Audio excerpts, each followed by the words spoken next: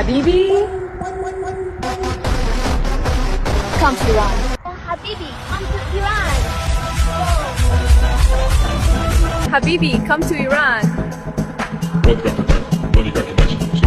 Habibi, come to Iran.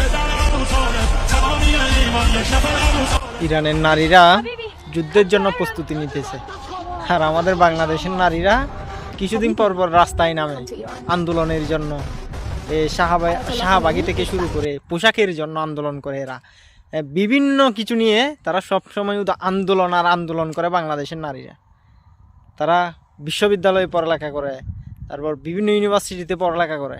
এরা আন্দোলনে নামে পোশাকের স্বাধীনতার জন্য, আরও বিভিন্ন স্বাধীনতার জন্য। এদের আরও এখানে স্লোগান দেয়, সাউয়া মাউয়া চিরে ফেলাইবে, এরকম স্লোগানও তারা দেয়। আর ইরানের নারীরা যুদ্ধের জন্য প্রস্তুতি নিতেছে। বাঙালি জাতি।